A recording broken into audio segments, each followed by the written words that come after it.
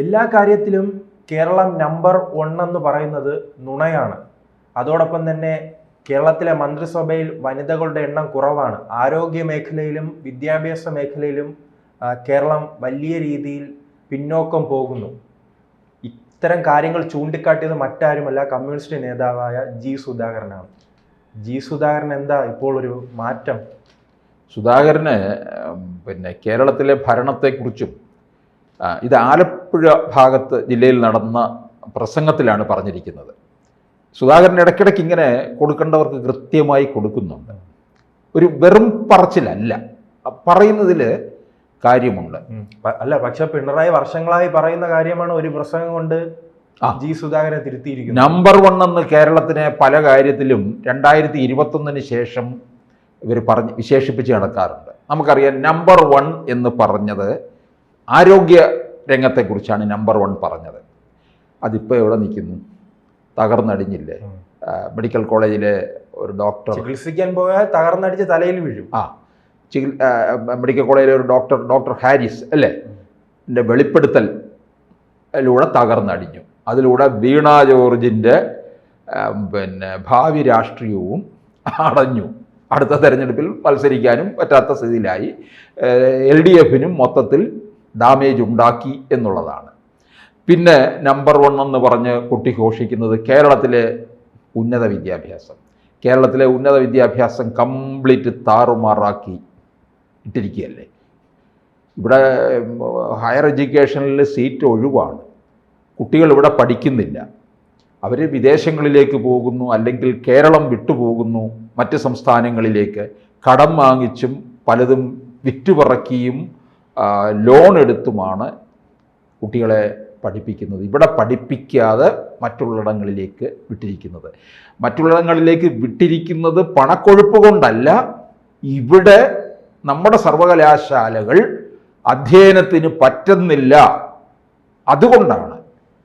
അപ്പം മറ്റുള്ളിടങ്ങളിലേക്ക് പോകും. ഉപരിപഠനത്തിനായാലും ഒക്കെ ഉള്ള സാധ്യതകൾ ഇവിടം നല്ലതല്ല എന്ന് മനസ്സിലാക്കിയത് കൊണ്ടാണ്.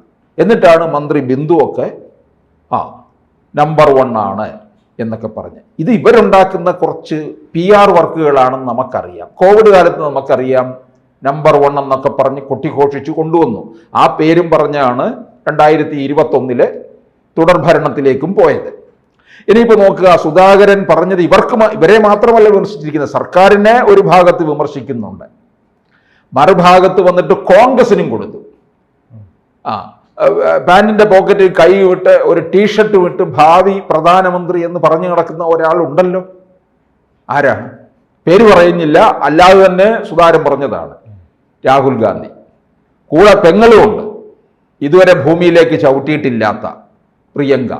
കഴിഞ്ഞ കുറച്ച് ദിവസം വയനാട്ടിൽ വന്നു നിന്ന് അവിടെ നമ്മുടെ ചെറുവയൽ രാമനെ തോളി പിടിച്ചുകൊണ്ടൊക്കെ നടക്കുന്നു. ചെറുവയൽ രാമനെ ആരാണ് കേരളത്തിന് അല്ലെങ്കിൽ രാജ്യത്തിന് പരിചയപ്പെടുത്തി കൊടുത്തത്? നരേന്ദ്രമോദി സർക്കാരാണ്. പത്മശ്രീ അവാർഡ് ഇവരുടെ കോൺഗ്രസിന്റെ ഭരണകാലത്തൊക്കെ പത്മ അവാർഡ് ആർക്കാണ് കൊടുത്തുകൊണ്ടിരുന്നത്? മുഴുവൻ ഈ പ്രാഞ്ചിയേട്ടന്മാർക്കല്ലേ. വലിയ സാമ്പത്തിക മിടുക്കുള്ളവർക്ക് അവർ തയ്യാറാക്കും. ഇതിനൊക്കെ ബയോഡേറ്റ തയ്യാറാക്കാൻ പ്രത്യേക ആൾക്കാർ തന്നെയുണ്ട്. അങ്ങനെ ഒരു PR ടീമിനെ ഏൽപ്പിച്ച് ബയോഡേറ്റ തയ്യാറാക്കി അയച്ച് പാർട്ടിക്കും കുറേ പണമൊക്കെ അങ്ങോട്ട് കൊടുത്ത് വാങ്ങി വെക്കുന്ന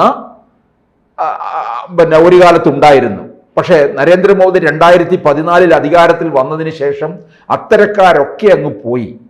നമ്മൾ കേട്ടിട്ടില്ലാത്ത പലരുമാണ്, അതായത് മാറ്റി നിർത്തപ്പെട്ടിരിക്കുന്ന ഒരു വിഭാഗം. കുപ്പയിൽ കിടക്കുന്ന മാണിക്യത്തെയാണ് പിടിച്ചുകൊണ്ടുവന്നിരിക്കുന്നത്. ഇപ്പം നമുക്കറിയാം, ഇപ്പം ചെറുവയൽ രാമനെ, അതുപോലെ തന്നെ നമ്മുടെ ഈ വിതുര ഭാഗത്തേക്കൊക്കെ പോകുന്ന വഴിക്ക് ഈ നാട്ടുവൈദ്യ ചികിത്സ നടത്തുന്ന ഒരു സ്ത്രീ, അവർക്ക് കൊടുത്തു. അതുപോലെ കർണാടകത്തില് ഈ ബസ് സ്റ്റാൻഡിലും മറ്റുമൊക്കെ ഓറഞ്ച് വിറ്റ് അതിലൂടെ ഉണ്ടാക്കിയ ലാഭം വെച്ച് അദ്ദേഹത്തിൻ്റെ കർണാടകത്തിലെ ഒരു ഉൾഗ്രാമത്തിൽ, സ്കൂളില്ലാതിരുന്ന ഒരു ഗ്രാമത്തിൽ സ്കൂൾ തുടങ്ങി. ആ ഗ്രാമത്തിൽ കുട്ടികളൊന്നും സ്കൂളിലേക്ക് പോകുന്നില്ലായിരുന്നു. അല്ല, ഈ പത്മശ്രീ മാത്രമല്ല, അദ്ദേഹത്തിന്റെ മൻ കി ബാത്തിലും ഇത്തരം പറയുമല്ലോ, ഒരു പ്ലാസ്റ്റിക് പറക്കി.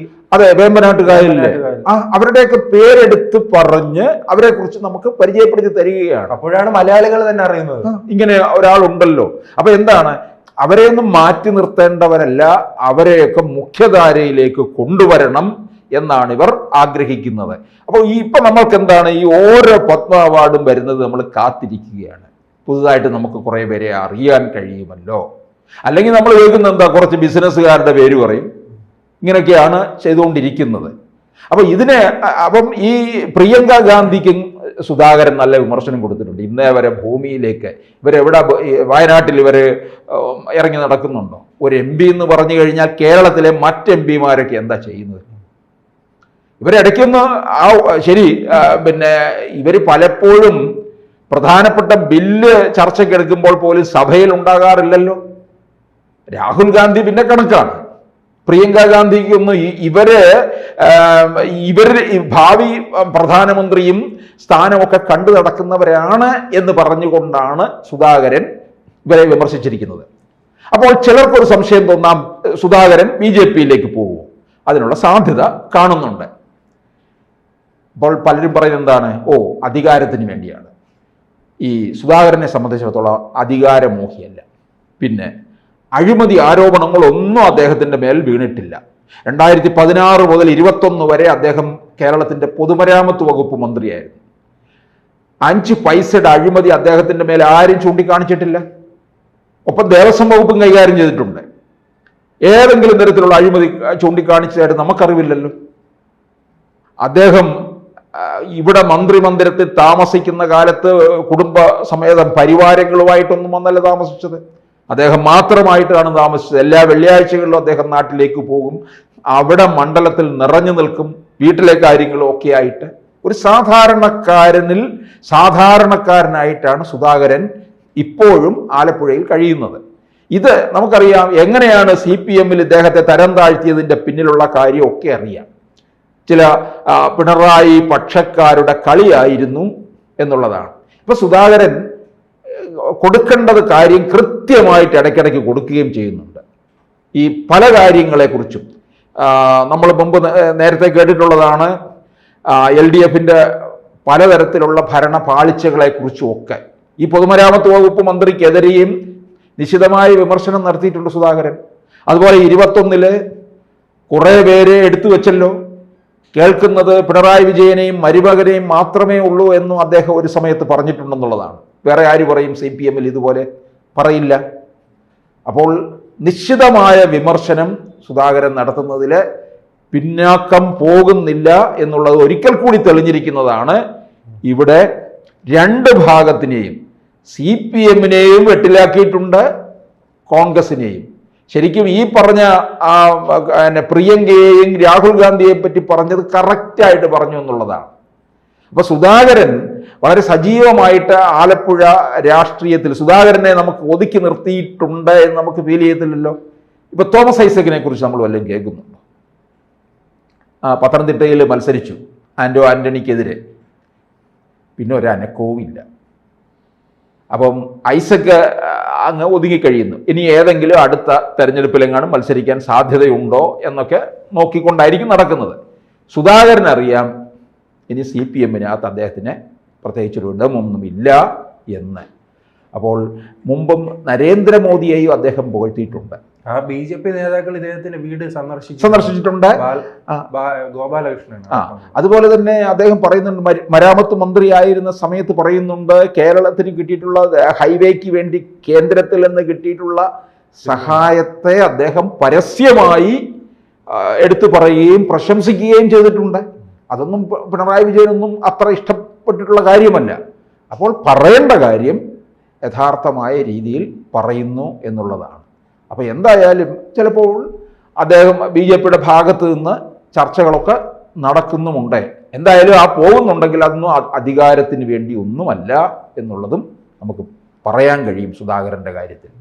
കൂടുതൽ വാർത്തകളും വിശേഷങ്ങളും നിങ്ങളിലേക്ക് എത്താൻ ABC മലയാളം സബ്സ്ക്രൈബ് ചെയ്യുക, ബെൽ ബട്ടണും അമർത്തുക.